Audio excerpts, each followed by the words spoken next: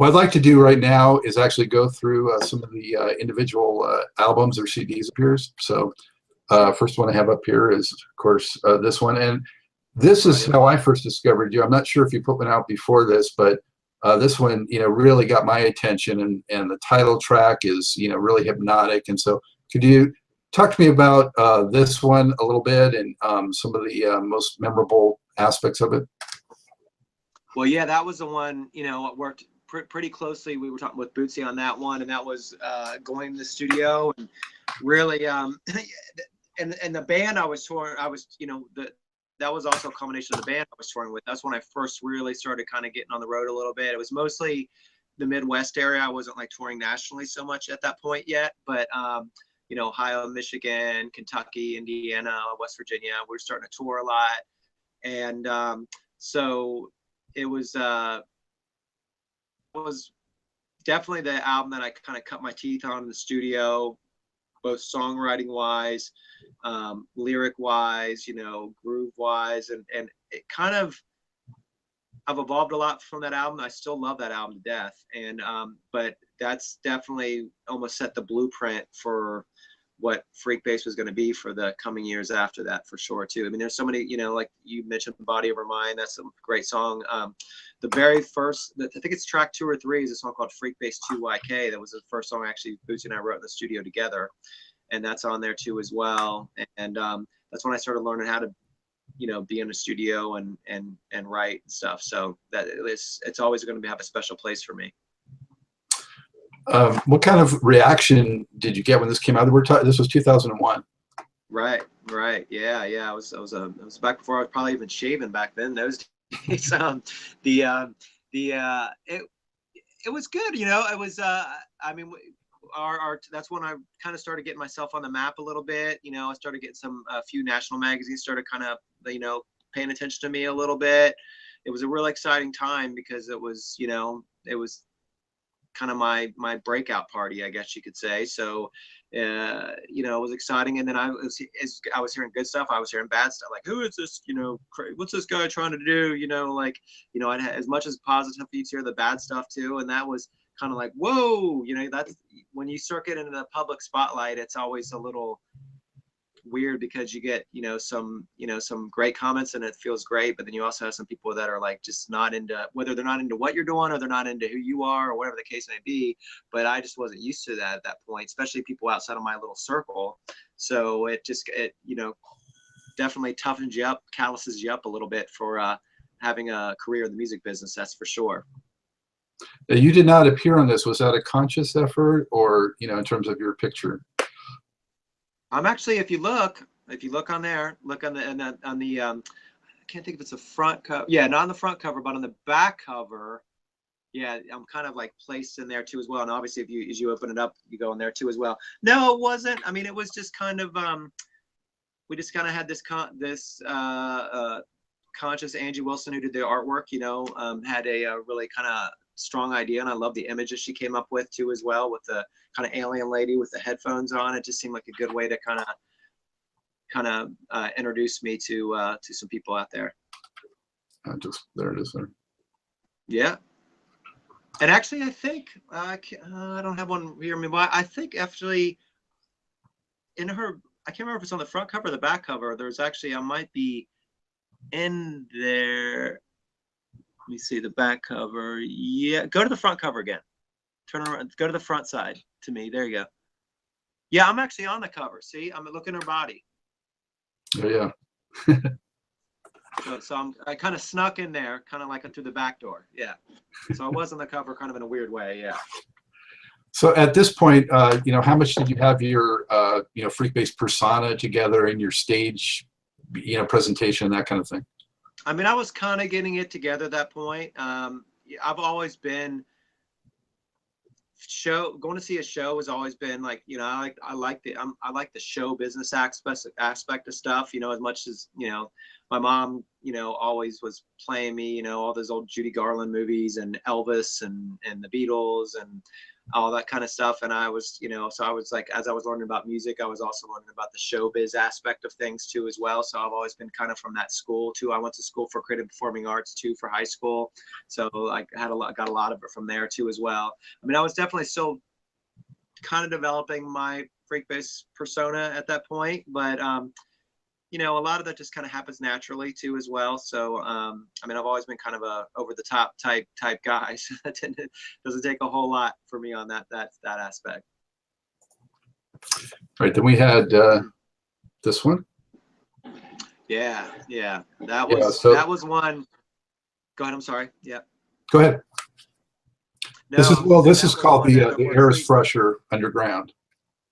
The Air is Fresher Underground, yeah, and that's the one that I worked quite a bit with Bernie on, and Buckethead's on that album too, I believe, and so people started kind of, you know, maybe taking me a little bit seriously. So I started getting some more people I got to work with. Bernie was obviously huge for a lot of the songs we wrote together on that album, and yeah, and at that point I was starting to tour more. I was starting to kind of break out of just the Midwest. We were starting to do a little bit more national stuff too as well. So it was an exciting time. I was still learning about I'm still learning about songwriting every day, but I was definitely still kind of learning the art of songwriting and production.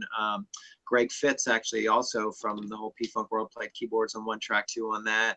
So I was kind of starting to meet more people in that whole greater funk circle that I was playing with, which was really exciting for me as a person too as well. And I think the fact that at that point I'd been around for 2 or 3, 4 years, people are thinking, oh, okay, this is not just some fly by night guy that's just putting out an album and then just gonna, you know, having a good old laugh about it. I mean, he's really serious about this and plans on having a career at it. And I think a lot of people in the industry maybe started, especially other musicians, kind of started maybe taking me, you know, like, oh, this guy's serious, or at least he plans on being serious. And that's, you know, hopefully that reflected in the music a little bit too as well. Were you on any bills with any of the P-Funk related acts or Bootsy at that time, opening or anything like that? Yeah, we did a bunch of shows with George, and I think we actually did some shows with Bernie Worrell, and I think it was the Woo Warriors at that point. I think we did a few shows with Bernie Worrell and the Woo Warriors. I would go in and sit in with them for a few songs after our set.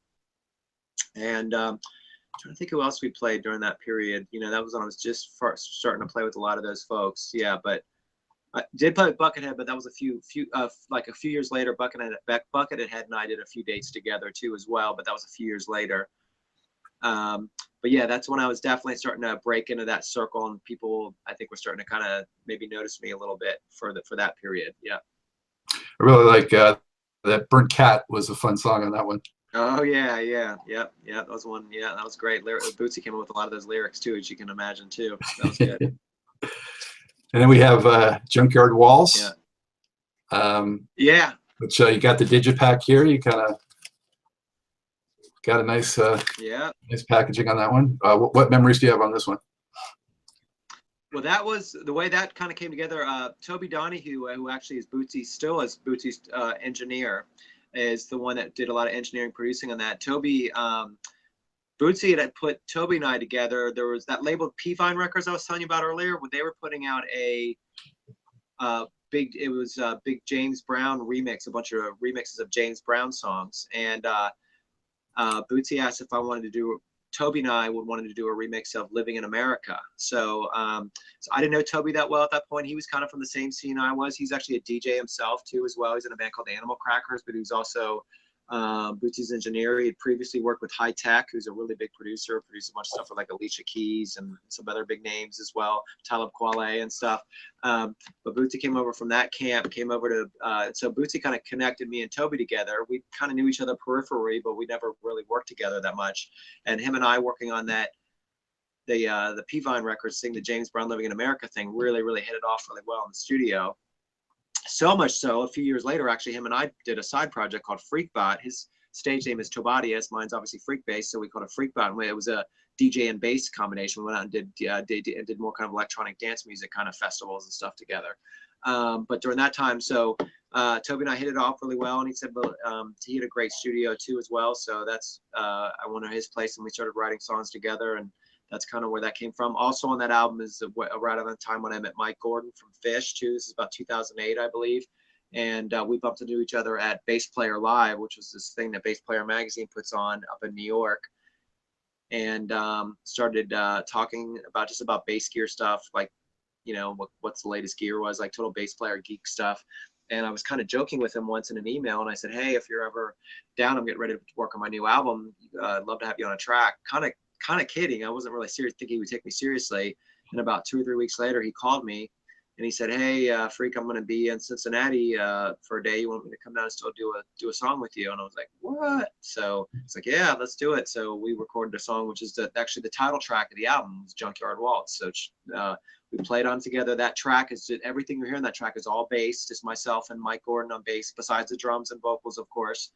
And then we wrote the lyrics together. He had the concept for Junkyard Waltz, and then I kind of fed off of that, and I thought it was a great name for an album title. And then we, like I said, we've been really good friends since then. But yeah, so that was a big thing about that album too. I remember that memory too of working with him, because that was kind of special. Because that song Junkyard Waltz, him and I actually had other songs that were going to make the album that we'd kind of written together through sending files back and forth and some ideas. I just happened to, it was kind of the end of the day. We were kind of getting all burnt out. I went downstairs, put a little drum beat on the drum machine in the studio, and just started playing this bass line. He just walked down, picked up his bass, started jamming to me. Luckily, the engineer was smart enough to put the tape on, just recorded us, and that song was the one that became Junkyard Waltz on the album. Yeah. Wow. That's a happy accident. Yeah. You took a different approach on the next one. You did a crowdsourcing thing. And actually I participated, and I got the signed copy and the thank you. So oh, wonderful. Thank you for that. Thank you very much. Yes, thank you. Yeah, so why don't you talk to me about how that came about? And I think, if I'm not mistaken, was there sort of a longer period of time between releases here? What was going on? Well, and the reason for that, yeah, there's a reason for that, because in between both of those, there's actually another album that actually can get online, which is called Concentrate, which is just at the Freekbass Bandcamp site, which is we gave the whole thing away. It's a 10-song album giveaway, which was during that period I was talking about when I was doing a lot of stuff with Headtronics, doing more kind of the like electronic dance music. We were calling it Funktronica. You know, it's kind of funk and electronica mix. I did some tracks with that's when Toby and I were doing the Freakbot thing, so that was still stuck there in the middle there. So it was like they're still about 2 years apart, but that album was right in the middle of those two. So coming out of that, I'd done that for a couple of years, more of the electronic dance stuff, and I was kind of getting funk stuff. I was actually touring for a short time with a lady named Kelly Ritchie, who's a female blues guitar player. I knew I was kind of going to be in the studio for a while, so I just was taking a little break from touring for a bit. So I was touring with her, and then during that time, that's when that album, Everybody's Feeling Real, the album you're talking about, the crowdsourcing, that's kind of evolved into what we sound like today. That's probably, you know, it's only a few years. I think it came out 2012, I think, 2011. Razor Sharps on that album. That's when we started working together in the studio a lot together. And the sound that we developed, kind of that we sound like now, that's where the beginning of that started. So while I was touring with Kelly, we had this idea of doing, my manager at the time, he said, you should do a crowdfunding thing for your album. And it's always weird, you know, like going to ask people for money. It's like, it's kind of awkward. And he said, well, no, the Kickstarter thing is not just about, and which I found out, it's not just about, hey, give me, you know, $10 to put toward my album or whatever, or $20 or whatever it was. It's more about, you create this community of people that are invested into the album, almost like a bunch of executive producers on the album. And then, you know, the way that Kickstarter has it set up is beautiful, because it's almost like it becomes its own little social network of people that are all there for the updates of the album, and they're involved in it, you know, invested in it is a better word. They're invested in it like you are, which it kind of gives a different energy to the album. So that was the main thing that was so great about doing that crowdfunding thing. I mean, yeah, it was nice having some financial help for putting the album out, but it was more about getting this whole team of people together to be a part of the album process. And again, that album is really definitely like, you know, the springboard for where we are today, you know, in terms of sound and stuff too. Yeah, I remember the Concentrate album as well too. Just I don't have the nice artwork for that one. It's online. But so why don't you continue on and talk about your latest release, which I don't have a copy of here to hold up, but I think is that remake of Let's Go All the Way, is that on that as well? And just talk about that whole project. That's actually not, well, my latest release that came out not quite a year ago now, Everybody's Feeling Real actually got that label I was telling you about, Rope-A-Dope, kind of interested in what I was doing. So Rope-A-Dope Records is a really killer label. Snarky Puppy, you're doing really well. They just won a Grammy this past year. DJ Logic was on that label. They got some really cool artists on that label too. And so they kind of heard about me through Everybody's Feeling Real from the Buzz That album created. And so we signed with Rope-A-Dope. And then we did an album called Cincinnati, which got released about a year ago or so. And so we're out touring for that too as well. A lot of the players involved still as well that were on the last album of Everybody's Feeling Real. And Let's Go All the Way, actually, Rope-A-Dope was asking, they wanted me to put something else new for the holiday, try to get some for this past holidays we just got through, you know, for 2000, like Christmas era, 2016. So I said, well, hey, I'm not quite ready for a whole album yet because I'm still working in the studio a lot. And they said, well, how about just doing a single? And I was like, oh, that'd be cool. And then I was just driving home from a gig once, and you know, this whole conversation that you and I are having almost was kind of like a full circle thing. I was like, well, the person that really brought me into this whole world was Gary Mudbone Cooper. And Muddy's big hit was Let's Go All the Way. And I was like, wow, that would be so wild to actually, you know, be like a total yin yang kind of thing doing that. So I literally, that second, I called Muddy up on the phone. I said, hey, I got this crazy idea. I thought about doing a Rope-A-Dope wants me to put something out, and what would you think about if I did a version of your song? And I said, I don't want to do it unless you give me your blessing on it. And he said, Freak, I'm all about it. You do it. And he was really, I was, you know, very nervous to have him here the first time, but he loved it. He did this real nice write about it himself. And so we did a video. It was kind of like a video single that Rope-A-Dope released. So we did this crazy video for it as well, trying to almost kind of play, the video director wanted to kind of almost bring elements of the original video that Gary did back, that Muddy did back with Sly Fox back in the 80s. So it's kind of got this kind of 80s kind of feel to it. And then so Rope-A-Dope released that for the holidays. Yep. So where I'm at right now, I'm actually in the process of actually working on the next album. Like I mentioned a few minutes ago, I just signed up with a new management company. A guy named Bevis Griffin's now managing me now. He's managed Living Color for the last few years, and he got in touch with a few months. So we're really concentrating. I'm in the studio a lot with I'm writing with I don't know if you or your listeners know who Lonnie Marshall is, but Lonnie are writing together. Yeah, from Weapon of Choice, and you know, obviously he wrote a bunch of Snoop Dogg's hits too as well. So so him and I are starting to collaborate together right now on the new record. He's kind of like the Frank Zappa of funk, you know. So he's really great guy. So we're just kind of starting to get into that now. So it's gonna be real interesting to see what we come up with over the next few months. He's in the LA area, right? So you're doing a lot of stuff remotely. Yeah, exactly. I travel to LA a lot, so I'm sure I'll do some out there with him too as well. But yeah, we're doing a lot of file sharing right now because we're doing a lot of pre-production right at this point right now. Yeah. Mm-hmm. Freak, I wanted to ask you about, you know, we touched on a lot of these areas, but you know, there's so many aspects to what you do in terms of performing, composing, arranging, playing, even singing. You know, what do you find the most rewarding or fulfilling? And you know, when you're playing, for you, how do you find truth in the rhythm? Well, one thing I say in terms of live, you know, one thing that's kind of developed over the last, you know, I've noticed over the last 6 months, and I even say this during our show now, it used to be when we kind of closed the show, I would always say, you know, thank you for letting us come and play for you. You know, thanks for letting us come play for you. Well, now I close the show and I make a point of saying not, thank you for letting us come play with you. And it's like more and more, it almost feels like our shows, the audience is becoming as much part of the music as we are. It's like we're, you know, and that's really where the specialty really happens, when they start connecting with you. Like it's almost like I'm another band member. And that's, our shows are, you know, the last year especially, there's something kind of special kind of happening.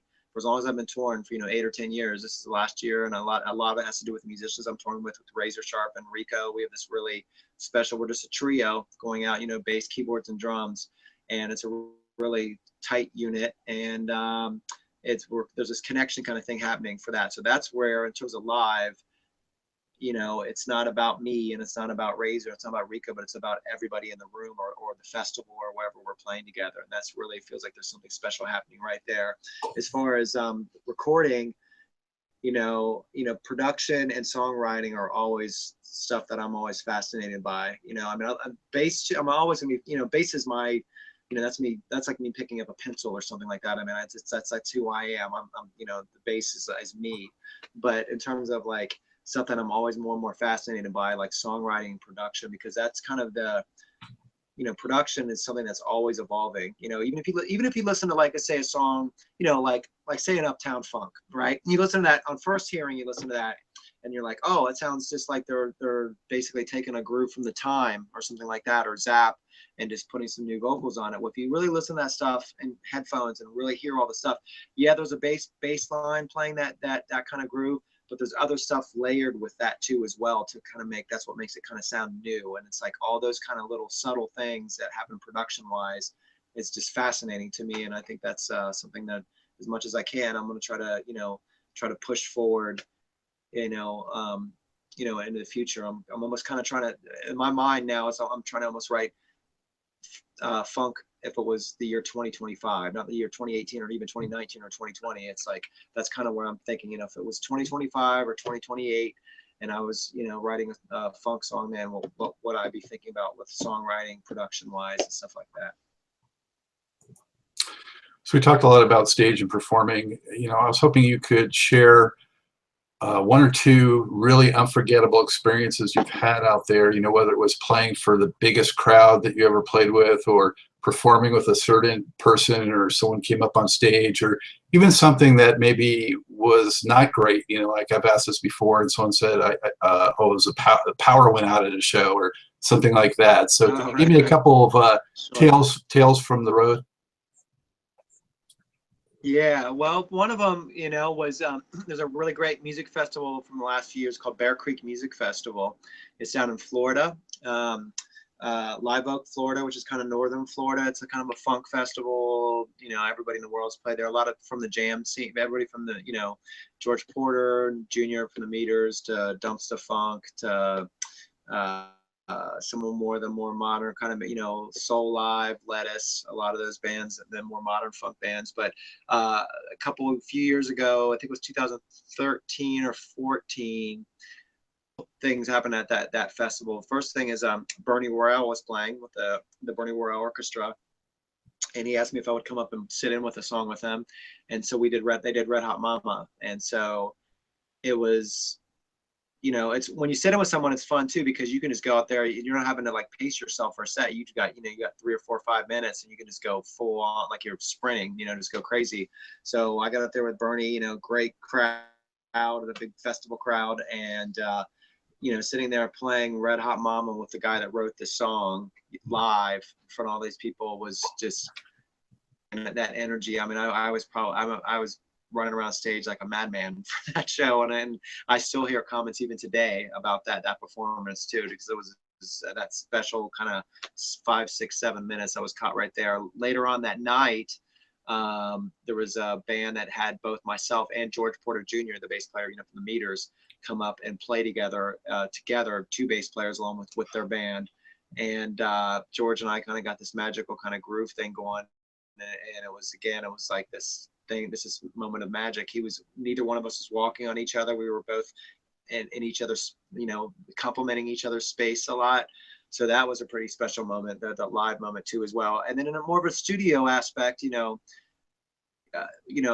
been on stage with Bootsy a lot of times, but the stuff that really for me is like studio stuff, working with him in the studio, when there's some moments where he just showed me some production things about like how certain things are done on records, and I never, like, how do they do that how does that sound like that on an album? How do they do that? And there's a few kind of, I don't want to use the word tricks, but production secrets or whatever you want to do that he showed me, that I was, eyes were like, that's how that's done. And when you kind of discover that, it's almost kind of like, like Raiders of the Lost Ark or something, when you find that little magical gem or whatever. That's what it felt like, and I was, again, all based off of the knowledge that he was sharing with me. So that's something I'll definitely never forget in that aspect. For all the gearheads out there that might be viewing, could you just briefly talk about, your rig, what instruments do you prefer, and, what effects, and, I guess. Every pedal ever. Pedals are like tattoos with me. No, Well, bass wise, over the last year, I did this thing called the London Bass Guitar Show last year. It's like kind of like a music festival for bass players, gear, master classes. So I taught a master class there, performed there. One of the companies that was there was a company out of New Zealand called Stonefield Musical Instruments. We started talking at the festival. They asked me if I wanted to be their endorser because they wanted to kind of start getting their stuff over to the States, United States, more of a profile over here. And so they contacted me, and not just being endorsed, but if I'd like to have them do a Freekbass signature model. So they did this great bass, combination of their designs mixed with what I wanted in the bass. And so now you can buy, not just for me, but for anybody, they came out with a Freekbass signature model bass. And if you're ever online on YouTube, there's a great, they said, well, we would like to do a demo film about this bass. Well, suppose it is doing the standard, hey, sit in the studio, here's how this knob works here, with like a white background or something like that. They said, we'd like to fly you over to New Zealand and actually do like a film, almost kind of like a Star Wars, like in search of the lightsaber kind of film. And so we filmed it where they filmed Chronicles of Narnia over there in New Zealand, which is where they filmed The Hobbit too as well. And it's pretty funny, but it's great too. It's this whole kind of journey at me starting off in Cincinnati, ending up in New Zealand. It's called Looking for the Bass Maker. So if you get a chance, if you're watching this, check it out, Looking for the Bass Maker. And it's all about me discovering my Freekbass signature model bass and about where to get it and stuff like that. So Stonefield Musical Instruments. So that's my main bass I play right now. That's my main one I play live. Of course, I've got a lot of old 1975 jazz bass is one of my big go-to when I'm recording in the studio. I have these custom-made basses I've played for many years. These 1, 2, 3 basses, which you'll see on some of my albums too, that are crazy-looking basses that a company out of Mississippi called MDX Guitars made for me, made me 3 of them. And so those are the bass side of stuff. On effects wise, yeah, I mean, I use a Qtron a lot, which is a filter pedal. A lot of octavers. I've been using this one called the Eventide Pitch Factor, which gives you can get an octave below and you can add an octave above. So it gives you more of a frequency range. We were talking about earlier in this interview about me always trying to strive for that big sonic thing that I heard in those Zap songs, and that's one of those pedals help create that. Another great one for the octaves is called which is MXR has this octave pedal that I endorse those pedals too, and MXR pedals are so good. They have their envelope filter pedal, which is so good, and they're real tiny too, which is nice. And also the MXR the octave pedal, which is great. They've got a new distortion pedal coming out, which I can't wait to get. Those are coming out really soon. And also amp-wise, I'm with a company called Eden Amplification. Eden they're out of London. They're the same people that run Marshall guitar amps. Marshall and Eden, like Marshall's the guitar division, Eden's the bass division. So I've been with them for about a year and a half or so, and they're a great company too as well. Get really big fat bass sounds out of the amplifiers. And I know I'm forgetting it because I have so many effects nowadays. It's ridiculous. I remember it was funny because when I first started playing bass, I'd be like, this would be cool. I could just take a bass, plug it on an amp, and it'll be done. And then you got that one pedal, then one pedal led to another pedal, and then you just want like every pedal in the world. So it's just kind of a nonstop thing. Pigtronics, which is another great company. They worked a lot with Bernie Worrell too as well. Pigtronics has I use a lot of their pedals. They have something called the Infinity Looper, which is a great pedal for creating loops and stuff live. Yeah, I mean, there's just so many of them out there now. It's crazy.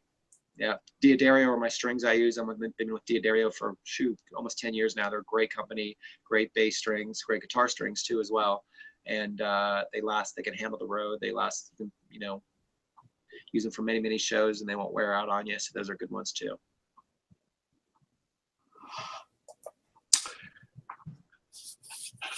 What in your mind makes a project a success? Is it how much it sells? Is it you feel you made an artistic statement? Could you talk about the creative and commerce mix and how you mean basically creating? You mean having like a career in music? Like making your living at it kind of thing? You mean? Yeah. Well, I was thinking in terms of individual projects. When you do a given project like an album, what are you hoping it ultimately accomplishes. You know, how much of that is a commerce interest, and how much of that is creative expression interest. I see what you're saying. I understand. Yeah. Well, the creative side is always the number one. That's the driving force that drives any musician or artist. I mean, so you're not thinking about. I mean, you have to think about commerce, just because you got to eat, you got to put food on the table. But the driving force, at least anybody I've ever known and have worked with, is never, and myself too. It's not about the money or so much. It's about the creative is what gets us to do it in the first place. But of course, you're always thinking about you just have to get, the main thing is just trying to figure out people to hear it. And the one thing I think has really changed a lot in the last 4 to 5, 6, 7, 4 to 5 years, I guess, especially, you did an album and you would tour to promote that album. Now it's flipped. You're basically doing the album to promote your live show. So I don't mean you're doing live albums, but playing live is where we make our living, and that's where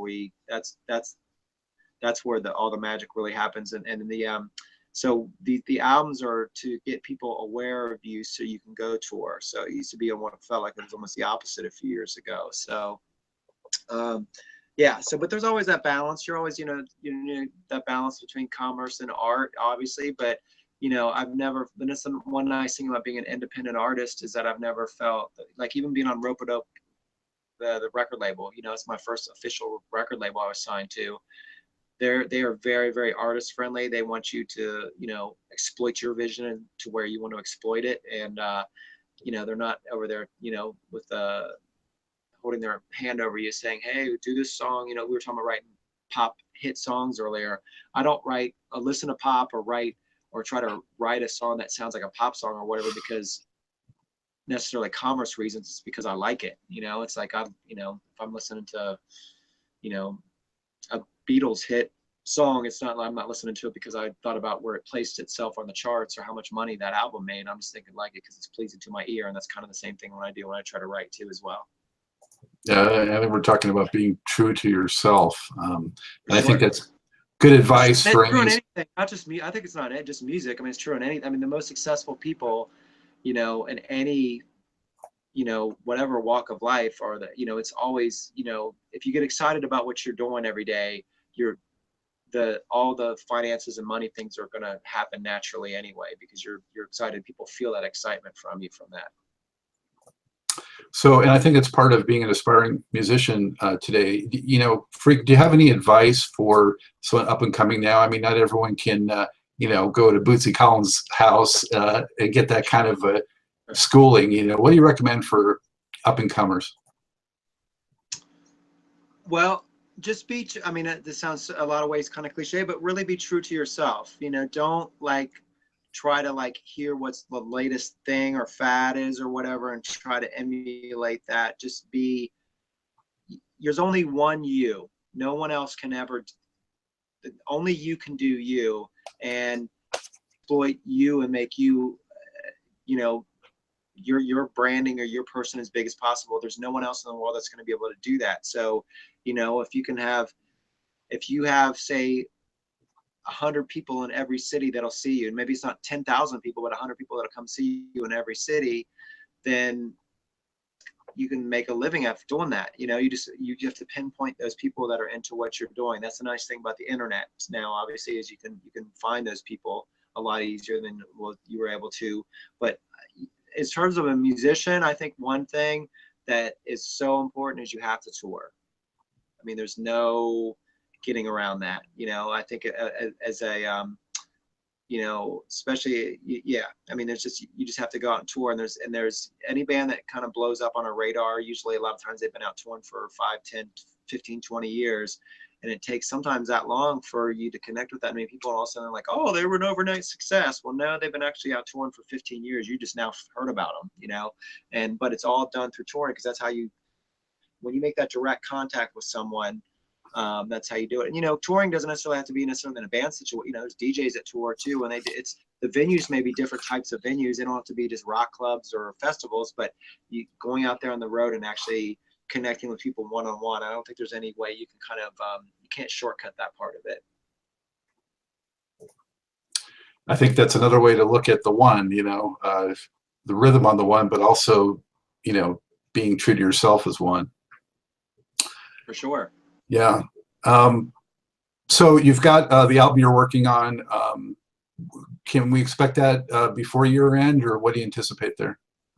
Yeah, I'm hoping so. I mean, I'm thinking, we're already kind of deep. We've got a lot of pre-production going on. What are we in April right now? So April 1st. So, hopefully I think realistically late summer, early fall, I hope to have something else out there released. Yeah, we're really trying to do something pretty special on this album.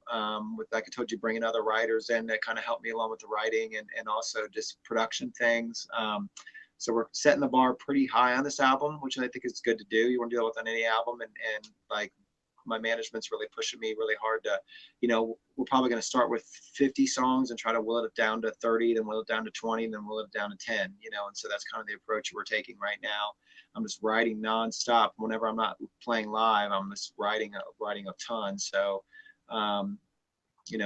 hopefully something like, I don't want to put a definite timetable on it, but definitely before year's end, obviously, but I'm thinking probably realistically sometime late summer, early fall is probably realistic. Are you trying many of the tracks out on stage in your shows, or are you just kind of holding them back?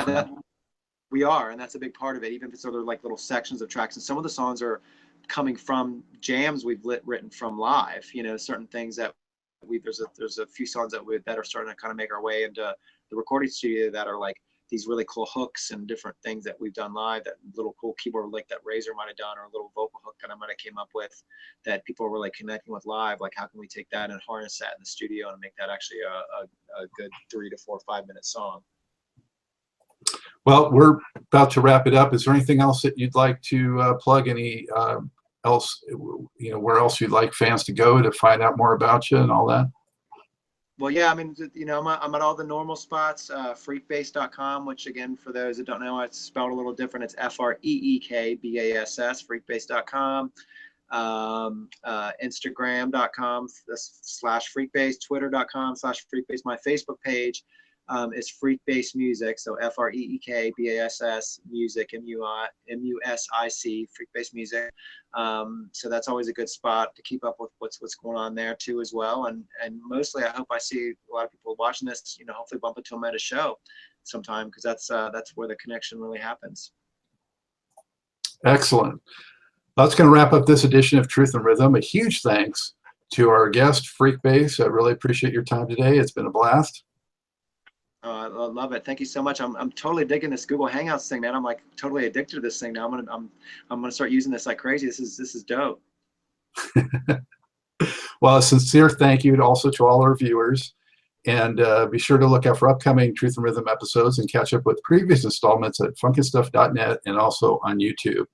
Until the next time, on behalf of Freekbass and myself, Scott Goldfine, I want to say, keep on vibing to the rhythm of the one.